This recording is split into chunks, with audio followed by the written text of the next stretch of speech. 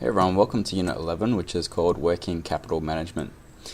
So there's two subtopics in this unit. So number one is explain why cash, liquidity, and the management of working capital are critical to an organization. And number two, assess working capital components and apply appropriate working capital management techniques within an organization. Okay, so let's get started with the first one. So explaining why cash, liquidity, and the management of working capital are critical to an organization. So, first of all, let's talk about what working capital is. So working capital, generally when you look at a balance sheet, right, you can categorize anything on the balance sheet in a few different categories. And I'm not talking about your typical way of looking at from, say, the fin module perspective, where the fin module is you're looking at short-term assets plus long-term assets minus short-term liabilities plus long-term liabilities, and then your breakdown of equity.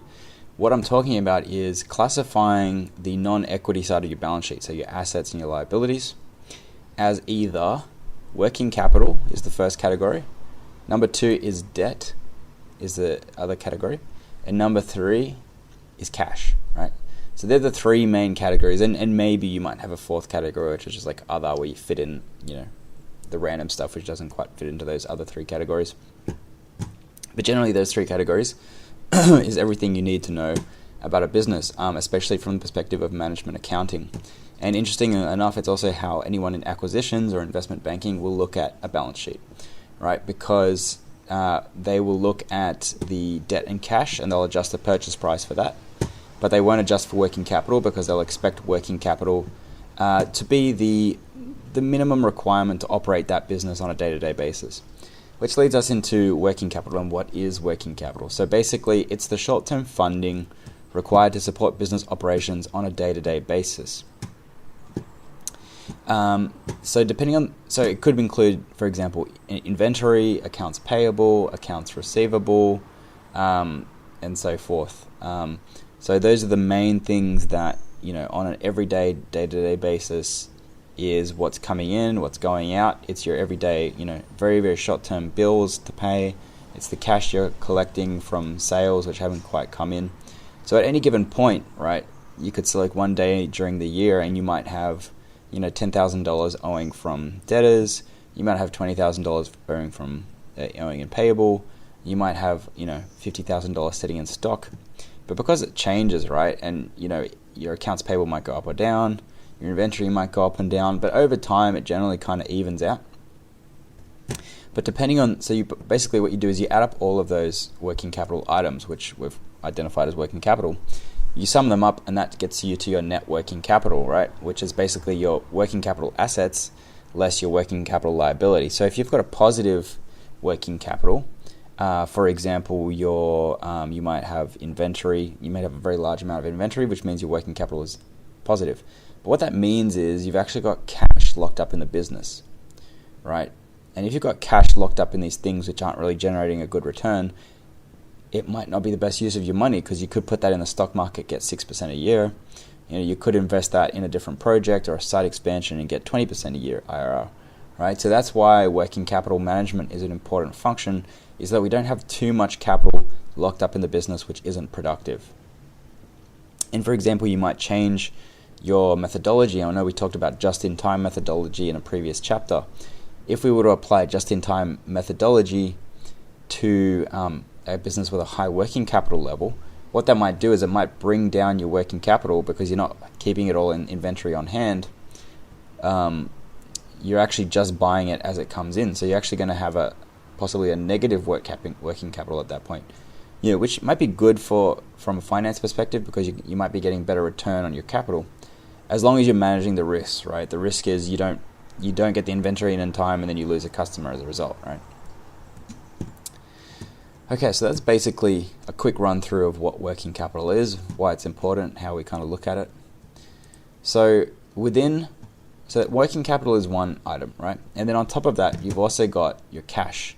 I mentioned before how there's cash and there's debt in a business as well. Now, cash and debt are kind of in a different category altogether. Number one, because they're long-term, especially for debt. They're not, they don't fluctuate on a day-to-day basis, and it's not assumed to be part of the everyday running of a business. For example, if you're going to buy a business, and the old owner's been keeping millions and millions of dollars in there from dividends not paid out, that's not connected to the operation of the business, right? You don't need that cash sitting there to buy stock. You don't need that cash sitting there to pay your debtors and so forth. You might have a small amount in there, like you might have petty cash or a small amount of working capital in the business as cash, but it generally the aggregate or the total cash balance is typically not part of working capital. So let's move on to the first thing here. So cash management in an organization. So in order for a business to operate, it needs to raise cash to invest in 3 separate areas. Number 1 is fixed assets. For example, you need to invest in new machinery, new PP&E, etc. Maybe your equipment's 15 years old and it's time to replace it. You need cash to pay for that. Next is R&D. For example, you may need to be thinking about the next 20 years of your business because your existing product lines have hit maturity and decline life cycle stages. So you need to spend money on R&D, your salaries, your development costs, and associated costs with that to kind of think of new products, new services so that we can sell that in 5, 10, 20 years' time as it grows up that product life cycle that we talked about in previous chapters. And then finally, the day-to-day operations, the purchasing and inventory, the selling of goods and services to debtors, the making payments to creditors. So that last one is more about the working capital aspect of the business. And this table here is kind of repeating what we talked about above. So you've got your fixed capital, like your investment in fixed assets. You've got your growth capital, that's more to put aside for product developments and new projects and R&D and so forth, so the future. And then your working capital, that's your day-to-day to support the business. So it's basically the same thing as what we just talked about. So liquidity in an organization. So liquidity is an organization's ability to convert an asset into cash. And we talked about this in previous chapters when we were looking at some of the ratios, especially the current ratio and the quick ratio, and that was kind of measuring a business's ability to pay its short-term debts. And also there was one which excluded inventory, for example. So I was just looking at what's your cash balance and how can you pay your debtors or your payable, in a quick, if they demand payment instantly, can you pay them? So that's basically what liquidity is, to quickly convert your short-term assets into cash, and it's inferred that you'd use that cash to be able to pay for short-term liabilities if they fall due. So now we're up to the second part of this chapter, which is assess working capital components and apply appropriate working capital management techniques within an organization. So the definition of working capital is current assets less current liabilities, right? It's used by external analysts to assess business liquidity. And the second definition of working capital is the capital that is used to fund the operation of a business on a day-to-day basis, comprising of inventory, trade debtors, and trade creditors. I probably like the second definition a little bit better because it's a bit more specific. So, for example, inventory and accounts receivable, that's going to be your asset side, at least on the the current assets used for running your business. B, you less your account payable, your creditors, equals your working capital, i.e. that's your cash available from or cash required for the day-to-day operations of the business. Now, I like number 2 over number 1 a little bit better because number 2 actually thinks about the purpose of the accounts, right? Because at the end of the day, what you're going to be doing is you're going to be looking through the balance sheet and saying, does this relate to the funding the operations of the business on a day-to-day basis? And there are some kind of gray areas. So have a think about, for example, petty cash. Does that fall into the cash balance or does that fall into the working capital definition? So working capital definition, you're thinking this is required to run the business. So if you've got petty cash, i.e. it's sitting in your tills, you need that money for change, so that you can operate the tills and actually sell people things without them getting angry. So you would argue that petty cash is actually part of working capital. So it's always keep that in mind about what the purpose is. Is it to do with funding the operations on a day-to-day basis? Therefore, it's most likely working capital. But there are some gray areas in terms of allocation. Okay, so let's talk about effective management for working capital. So I kind of mentioned before why you would need to manage working capital. You don't want too much money locked up in your business, which is unproductive. You want it working for you, earning good returns. New PP&E or new projects or new expansions or new geographic lines, and those are the things that give you the high returns on your investment. So effective working capital management involves understanding and managing each component of your working capital in order to understand and determine cash flow requirements for an organization. So there's two fundamental questions involved that we need to answer. Is number one, what is the optimal level of working capital? As I mentioned before, you don't want to sell yourself too short, right? Let's say you introduce the just-in-time methodology, you don't have enough stock on hand. Sure, you don't have a lot of cash locked up in your business, but if it means that you lose a client because you're not getting your stock in time, that's not good enough. That's not optimal. That's suboptimal. So it's really figuring out what is the correct balance between not having too much cash locked up versus also being able to, run my business on a day-to-day basis with enough buffer that I'm not risking, long-term sustainability of my business.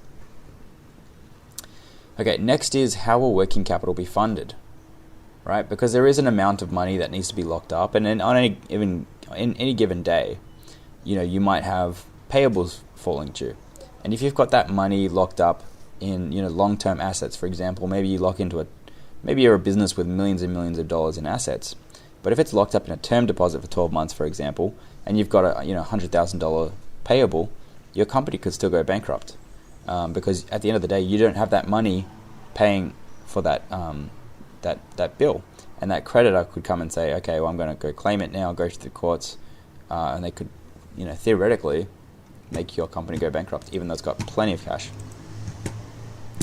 So what is the optimal level of working capital? So here's some strategies.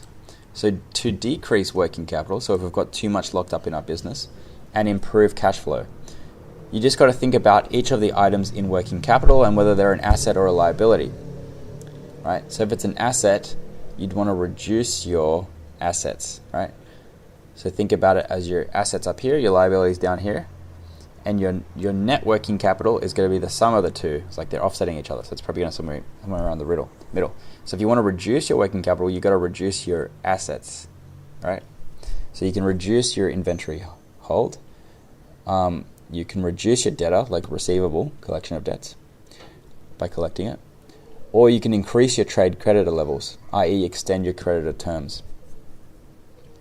So those are the three main strategies: is sell or dispose of your inventory without necessarily replenishing it. Number two, collecting your debts a bit more aggressively or reducing your debtor terms. Or you can expand on your own creditor terms, so extend those terms that you have to be even longer, so you can have that cash in your business working for you without having to pay that supplier.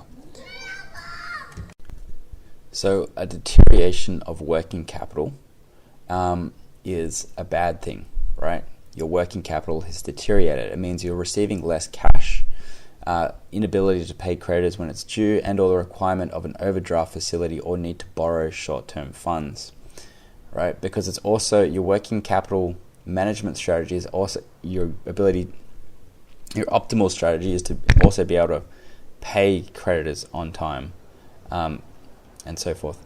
So the cash conversion cycle is the length of time between paying for the purchase of inventory and the receipt of cash from customers for goods sold. So it's a good indicator of adequate working capital.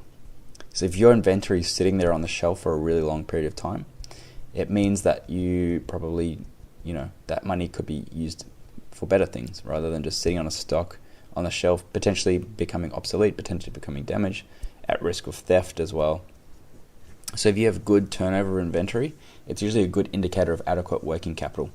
So there's some ratios and things like that we'll look at later on to kind of see whether a company's got good working capital management in certain areas. So here's some examples of working capital management taken to an extreme. So number one is the action was eliminating inventory holdings or reduce them to minimal levels. So the negative consequence may be that there would not be enough inventory to satisfy sales demand, and therefore sales would be lost.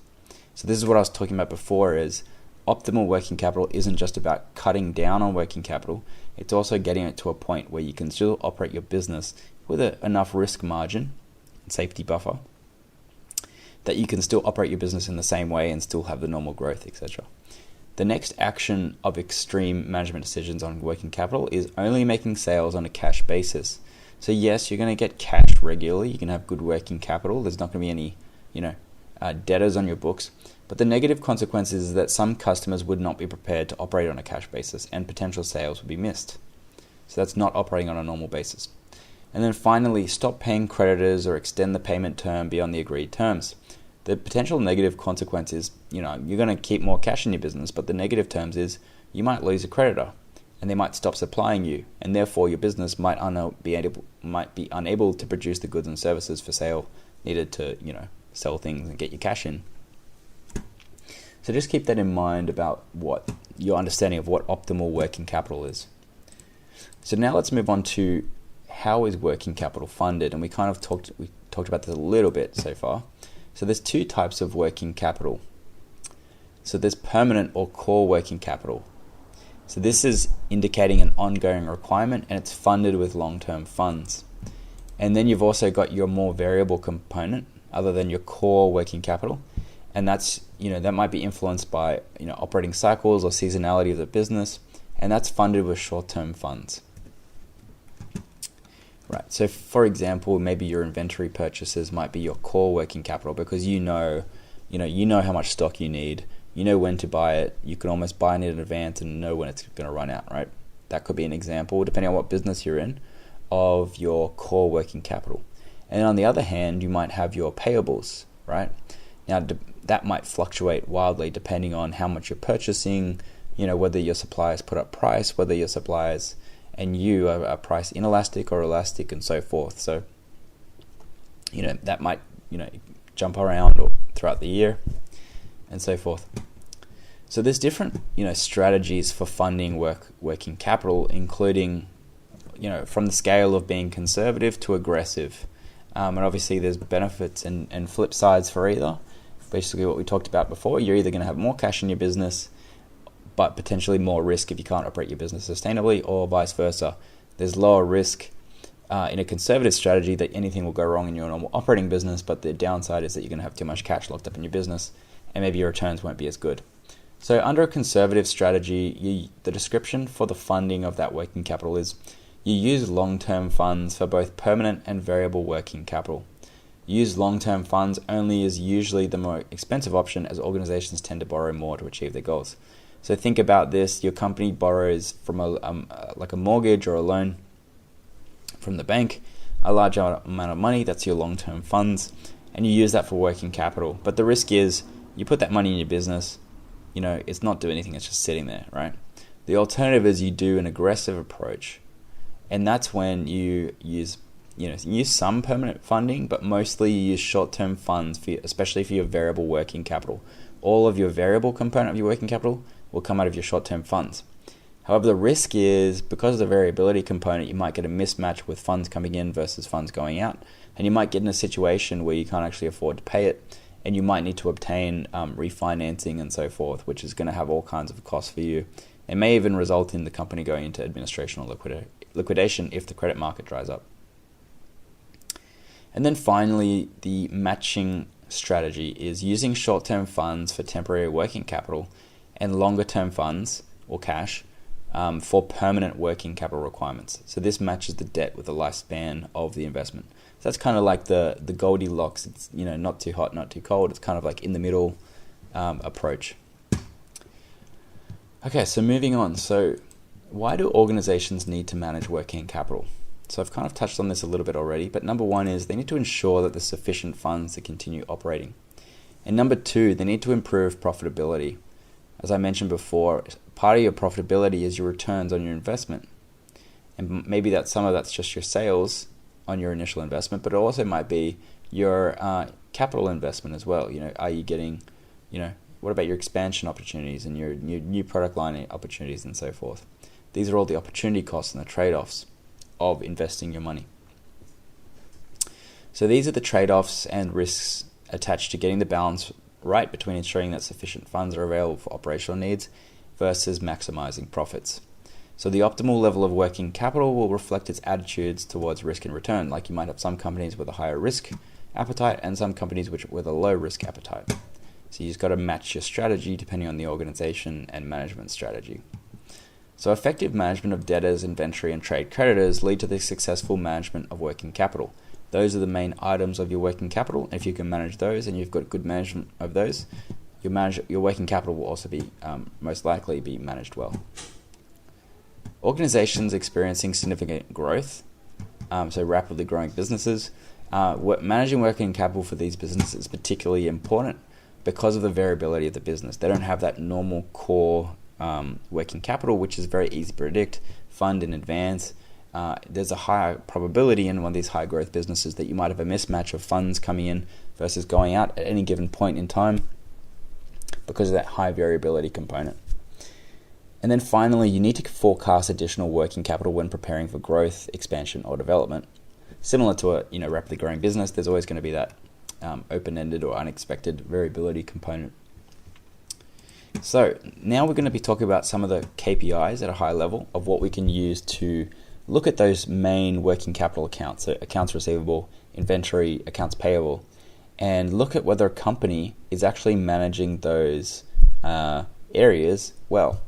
And you'll probably get exam questions on this as well, where you're going to get some KPIs in terms of how many debtor days it takes or how many inventory days it takes, and then you might have to comment on that and say, yes, the working capital management strategy is effective or not, or ineffective.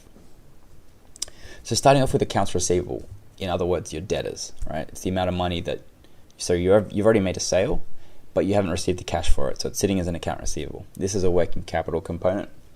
So the measures of actually seeing if a company's got an effective accounts receivable strategy is debtor days and debtor turnover, right? So this is basically the number of days or how long it takes for a debtor to pay you cash. Now, ideally, you want that number to be low, because if the number's low, it means you've made the sale and you get the cash quickly. If the number's long, it means you've got these debtors sitting in your business for a really long time. The longer you have them sitting there, the lower the likelihood of you're going to collect that money. And basically, in the commercial world, in the real world, anything over 90 days as a debtor, we assume we're not going to get. We assume it's going to be a bad debtor. Of course, that's going to be depending on your own company's policy, but generally that's what people do. Because 90 days is 3 months, it's a long time. If they haven't paid by then, you're probably not going to get the money. And then it's about writing it off, and then your working capital is going to take a big hit. Next is inventory, right? Your stock on hand. So the measures we use to see if the strategy for this is good is we look at inventory days and inventory turnover times. So again, similar to debtor days, what we're calculating is how many days does it take to get our inventory in, like when we purchase it, versus when we sell it. And again, you want those number of days to be low, because similar to accounts receivable, the lower the days, the quicker you're going to get cash in your pocket. And cash in your pocket means high working capital, right? And then next is accounts payable. So this is on the liability side, so on the other side. So creditor days. Now, because it's on the other side, you don't want to reduce your creditor days. You want to extend your creditor days for, good working capital management. And the reason is the creditor days reflects how many days it takes for you on average to pay your bills, right? Now, of course, you still want to pay beyond the last penalty date, because otherwise you're going to probably pay more than you have to in fines and stuff like that, or your supplier just may stop using you. But if you've negotiated long terms, for example 90 days or even 120 days, what that means is you're not losing your business because you've agreed to that, but it also means that you have your cash in the business for 120 days, and maybe you've already made a sale, maybe you've already got the cash from the sale. It's sitting in your business now for 120 days, and you don't even need to pay the manufacturer or the supplier the money for 120 days. And think about that, that's 1/3 of a year. If you can invest that money in the stock return or into an IRR, which gives you 30%, maybe from your product expansion, 30% in a year's time, that's 10%. And if you're dealing with, $10 million, a 10% return on your capital, that's a lot of money. That's $1 million. Just because they've maximized their creditor days, extra $1 million. Okay, and then finally, working capital. That's more tying everything in together. So that's basically adding your accounts receivable, your inventory, and your accounts payable. And that converts into working capital days, which is a similar principle to all of the above. Okay, so moving on to working capital requirements. So management of working capital requires day-to-day monitoring, just because it is such a short-term concept, and it is more about the day-to-day operational of the business, and you've got daily payments coming in and out. You need to make sure there's enough cash in the business to be able to meet those liabilities. So the first step is to start considering cash. right? How much do we need? How much are we going to have projecting forward? What are we going to have? What are our liabilities? Does our cash offset our liabilities, and so forth? So organizations need to minimize investments in debtors and inventory while extending payables. That's what we're talking about above. We want to increase our debtor days, inventory days, and we want to decrease our accounts payable days for the reasons discussed above. And you want to develop systems and processes that support those. So managing accounts receivable. So how do we actually get that number of days down for trade debtor days? So companies should look to accelerate the collection of receivables. So this results in transforming outstanding debt into cash in the bank as quickly as possible. So the provision of goods and services on credit is an investment by an organization because you're lending money effectively, and an investment in administration costs to manage the associated debt. So there's a lot of cost there without having the cash there, which you can probably cut out. So you just accelerate collecting that, helps solve that problem. So some of the issues to consider in managing accounts receivable, and remember, accounts receivable is your trade debtors. So the first thing is credit references. So your unlikely customers will provide negative references. Next is credit policies. So being too strict or having credit terms that are too tight, restrictive, especially in comparison to the industry standard, may cause some customers to go to alternative suppliers, which you don't want. And then finally, follow-up procedures for overdue accounts might alienate customers and lead to a bad client relationship, and it might cause customers to go to alternative suppliers. So, consistent message throughout this whole chapter. We always want to keep in mind, yes, we want to reduce our debtor day, our positive working capital days, because it's going to result in more cash in the business, but only up to the point where it doesn't cause issues for our clients, for future revenue, and so forth.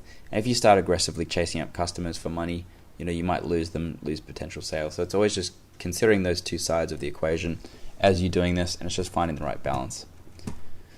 So here's some strategies or techniques for managing accounts receivable to optimize working capital. That's basically what we talked about above.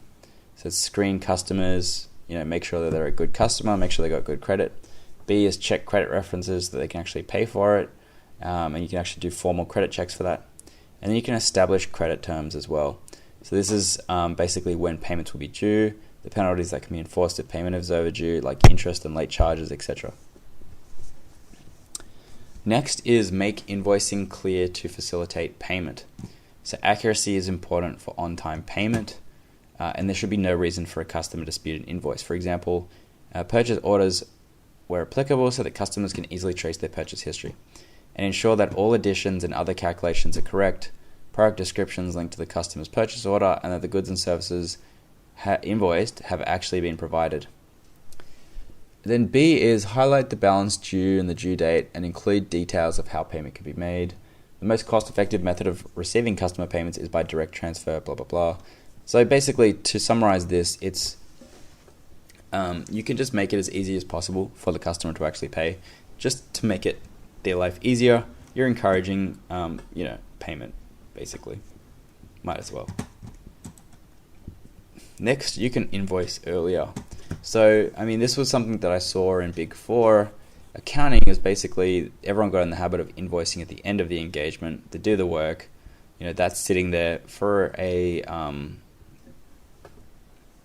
professional services firm. That's a working capital issue because they've issued, think about a company like PwC, Deloitte, and so forth. They've actually done the work. They've done the work in progress. So they put the hours on.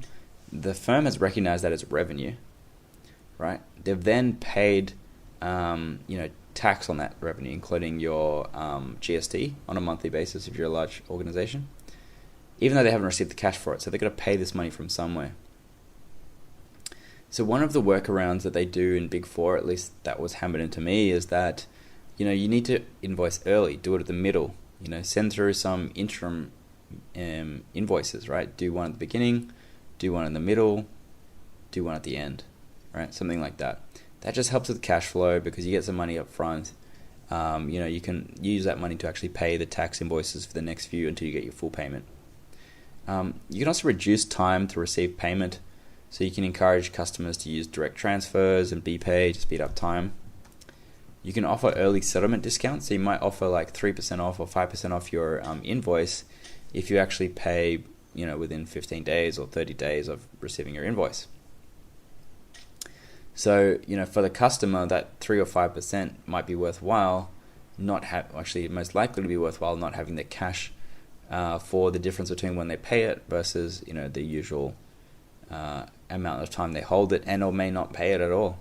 So that will definitely help with your working capital management of debtors. Next is follow-up accounts overdue. So it's basically just setting up the systems and mechanisms so that you can understand anything that's overdue that hasn't been paid. Don't let it sit for 90 days and then fall into the overdue. Make sure if you see someone who hasn't paid it for 7 days, set up a system so that maybe it sends automatic reminders and so forth. Number 7, know the customers. So it's very important for major clients to establish a relationship with people responsible for paying an account, and also keep in contact with them so that the organization is kept informed about the payment and if there will be any delay in the payment. Number 8, monitor and report on the progress of debt collection. So this might be in a number of forms, including debtor day ratios, aging ratios, amounts overdue, and so forth. Number 9 is to stop credit. So that's basically establish policies for stopping a customer's credit where accounts have not been settled as required. Actually gets them to start doing something if they can't actually purchase from you.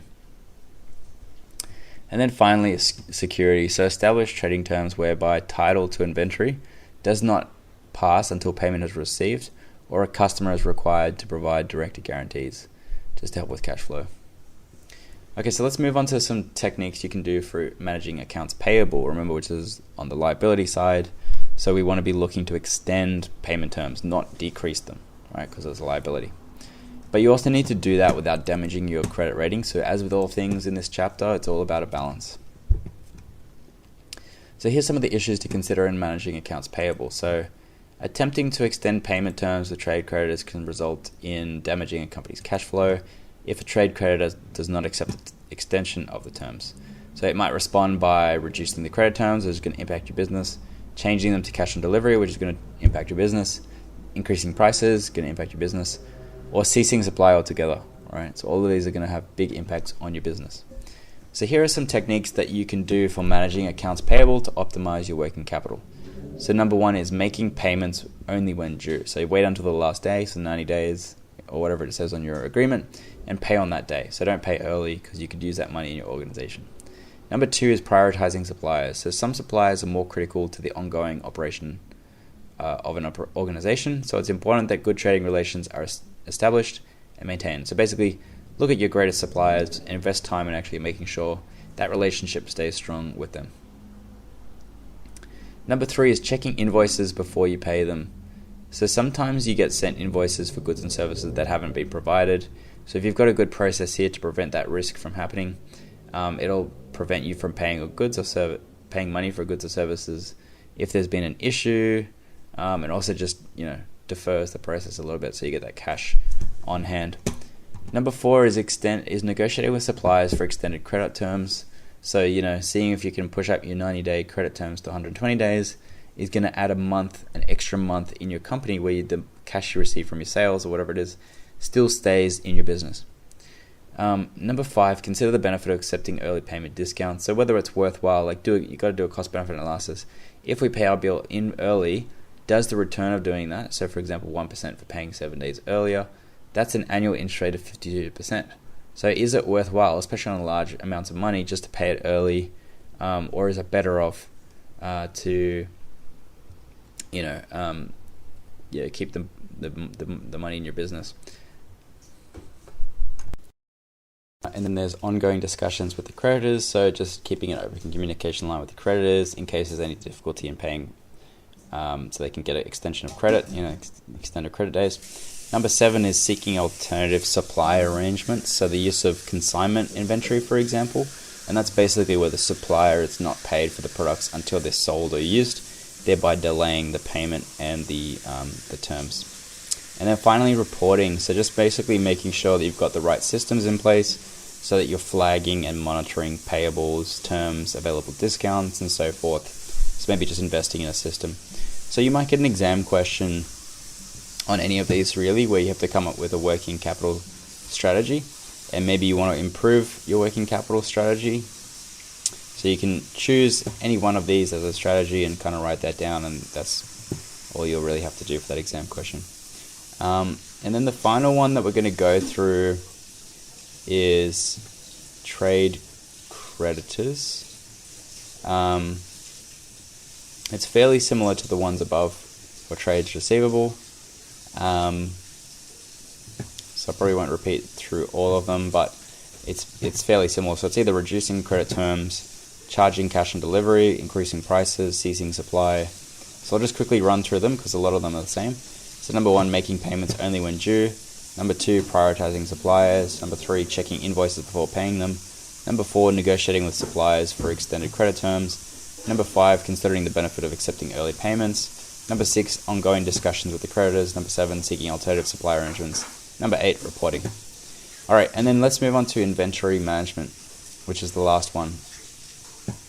So you need to determine the optimal amount of inventory on hand without risking or losing sales.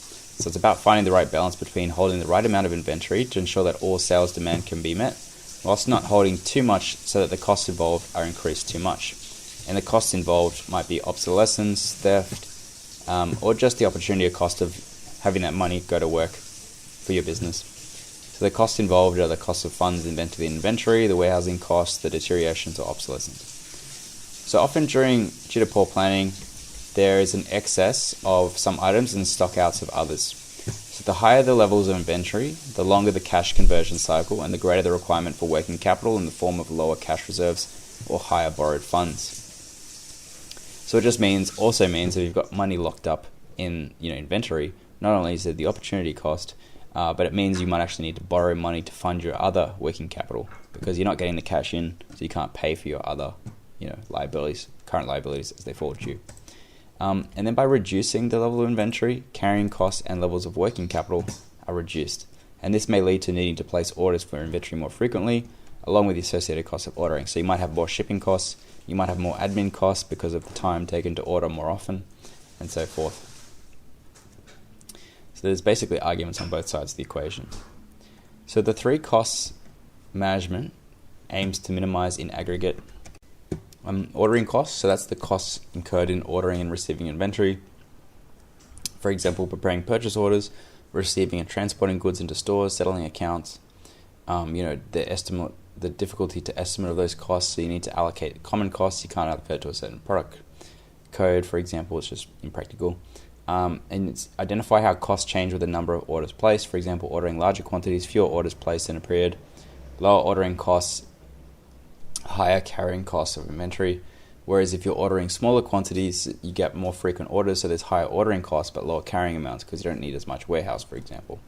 But you need more admin costs. Then carrying costs is the second out of the third type of costs relating to inventories.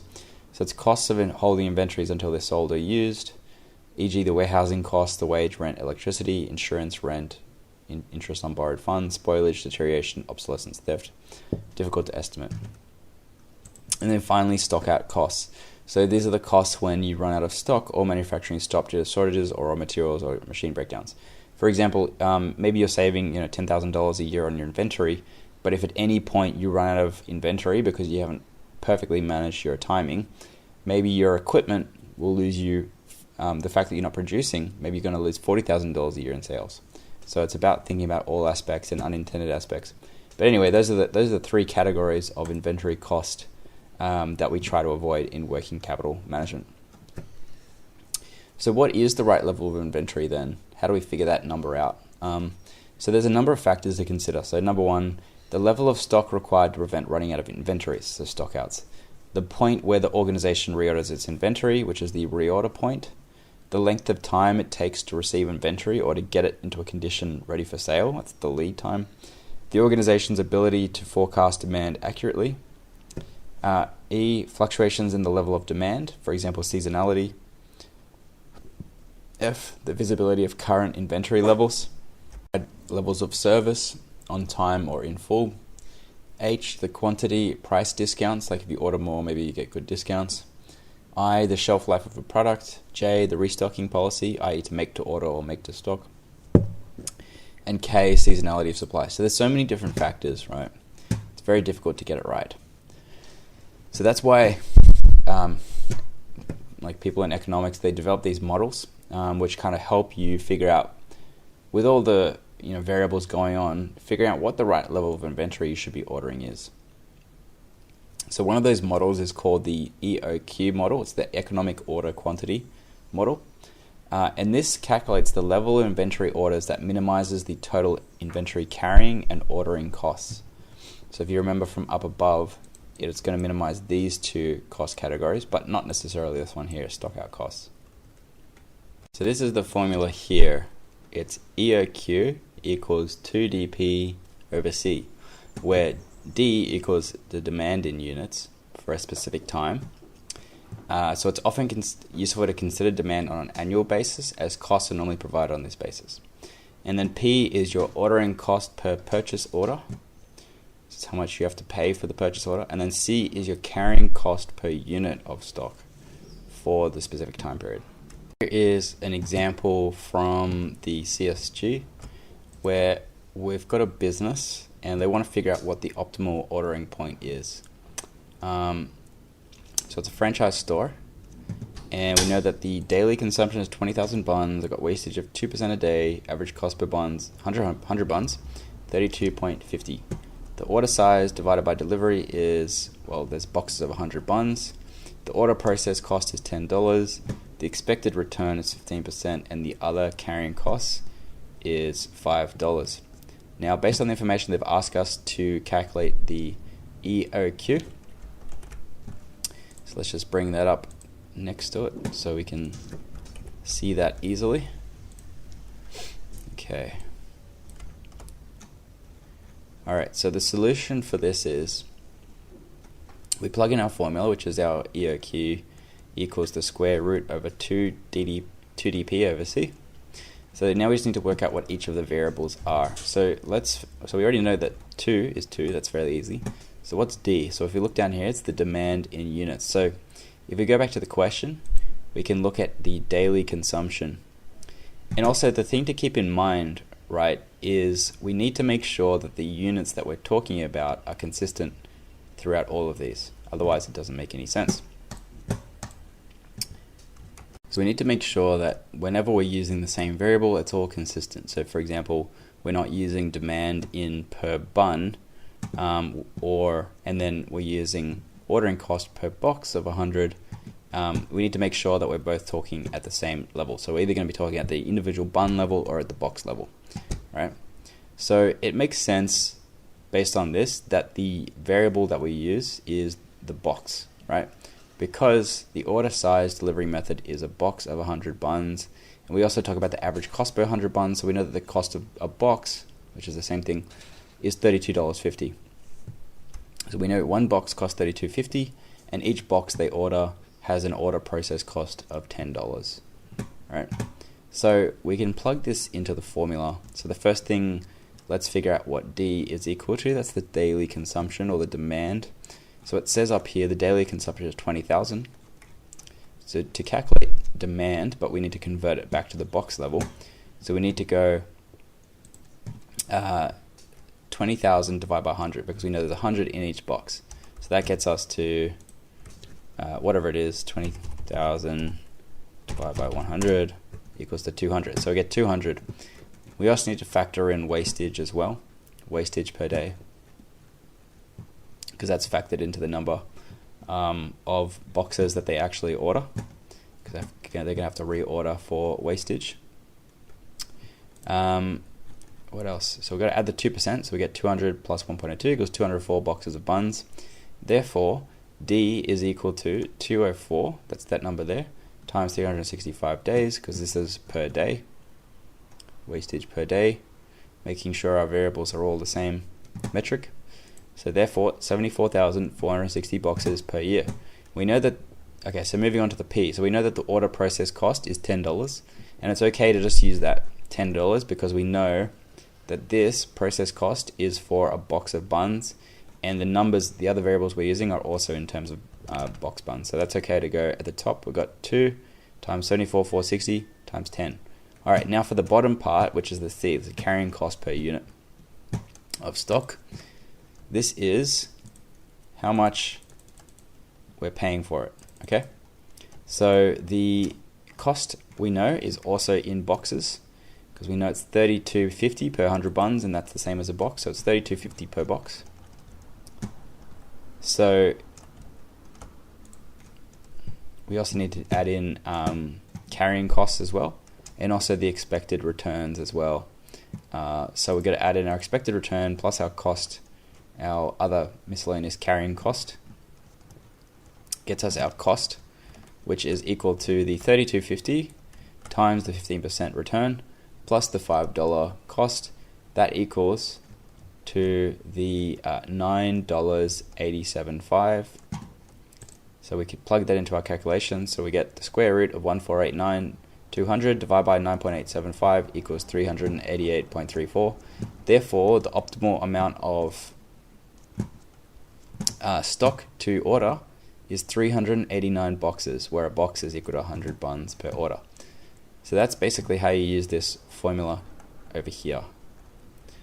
But there are some assumptions that we need to keep in mind when using the economic order quantity. So the assumptions are, so the same quantity is ordered every time at the reorder point. Demand, so it's a linear equation. The demand ordering costs and carrying costs are fixed. The lead time is known with certainty. The cost of goods purchased is not impacted by the order quantity, like discounts and stuff.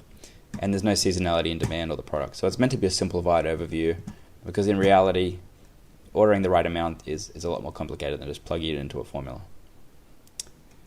But in a simple world, it does help. All right, so let's move on to the reorder point model. So this is telling us when do we actually order it, as opposed to how much do we order. So the reorder point, given the level of an inventory on hand, an order should be placed to replenish stock. So it's the point where you say, oh, our stock level is looking a little bit low, we should probably put in another order. That's the reorder point. So when safety stock is maintained, a reorder point is adjusted to reflect this, because we know that we need to maintain a safety stock on top of our actual stock that we're going to sell.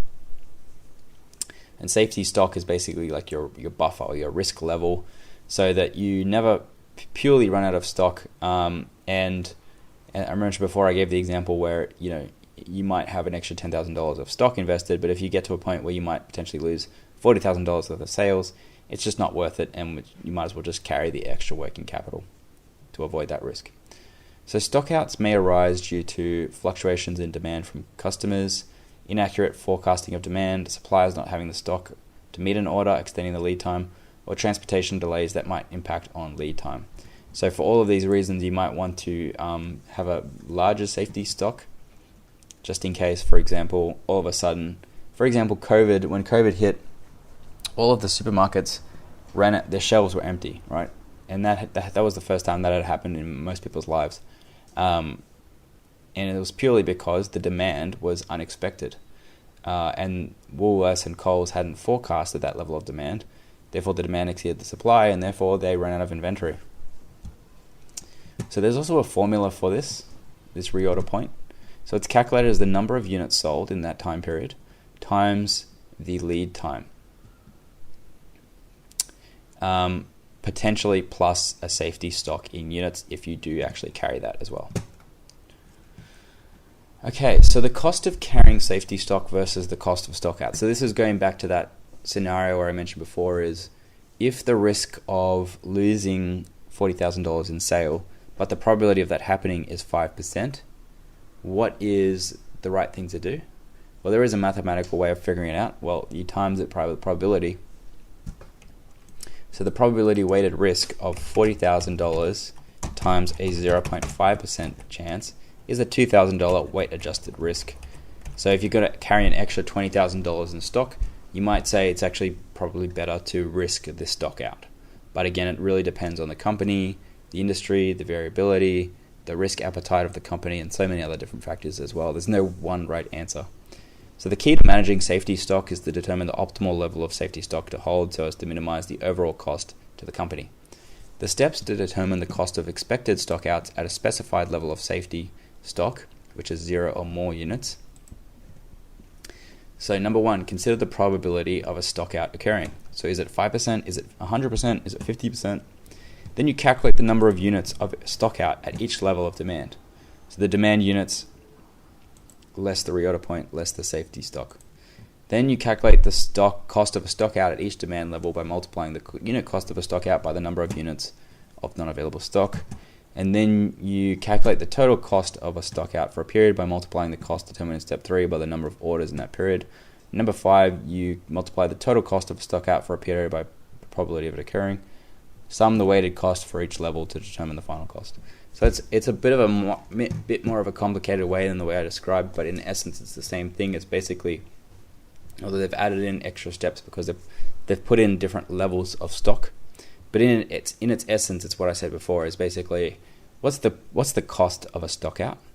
If it's $40,000, what's the probability of it occurring? If it's 10%, the probability weighted cost is $4,000, right? If you think the probability is 50%, then the probability weighted cost is $20,000. So you really got to make a judgment call based on that. So continuing on with that, so the cost of carrying safety stock versus the cost of stock outs. So to calculate the cost of carrying the safety stock, multiply the units of safety stock by the carrying cost per unit. So it's basically what's the dollar value times the number of you have. That's the value of the safety stock. And the total cost to the business can be seen adding together the carrying cost and the stock out costs for a specified level of safety stock. The optimal level of safety stock can be determined comparing this cost at different levels of safety stock from nil to an amount that guarantees there would not be a stock out. So it's just doing that probably adjusted calculation plus the value of the stock, the actual purchase price of the stock that you have to hold on hand to figure out what the optimal level is. So this is just-in-time inventory management. I've mentioned this a couple of times throughout the module. It's basically where instead of holding a whole bunch of parts or inventory on hand, which there's a lot of costs associated with that, you just do just-in-time inventory management, and that's basically where you purchase the goods so that they arrive just in time for required sale or manufacture. But it does carry with a lot of risks if you do get it wrong, so it has to be operating very, very well. But if it is operating perfectly, then you can save a lot of money in working capital. So just-in-time manufacturing is similar, but each component is a manufacturing process and is manufactured only when it is required by the next step in the production process. So I think Dell used to do something similar to this back in the day. And just-in-time purchasing, the benefits of it reduces the cost of warehousing, it reduces the obsolescence cost and the cost of capital tied up in inventory. However, it increases the risk of stock out, which is what we kept talking about above. So the factors to determine whether just-in-time is appropriate is, number 1, quality assurance, number 2, supplier reliability. Like if it's a really old company, really successful, large company, you'd feel more comfortable doing just-in-time than it is a random supplier you don't really know that well. They haven't proven themselves, so you probably wouldn't want to do just-in-time with them just yet. Seasonality and geography. And if there's a lot of variability in your demand for one of these reasons at the bottom, just-in-time is probably not great because you want to be able to anticipate, random spikes in demand and just having the inventory there so you can actually sell it. Total quality management, on the other hand, is a different methodology, and that's made popular by Japan in the 1990s. And that's basically a methodology used by organizations around continuous improvement around quality of products, processes, and services offered. It basically involves every single part of the organization, from all the way down at the bottom of the organization all the way to the top at the CEO, focusing on constant improvements. How can we make this a better company? Even the tiniest process, how can we improve that? Investing the time in making that tiny process good, and you do that at every level of the organization until the whole organization is, almost excellent or perfect quality. But it does require effective process management and employee buy-in to be effective. Like you can't do it with unmotivated or disenfranchised employees because they're not going to be focusing on the best quality or improving their processes.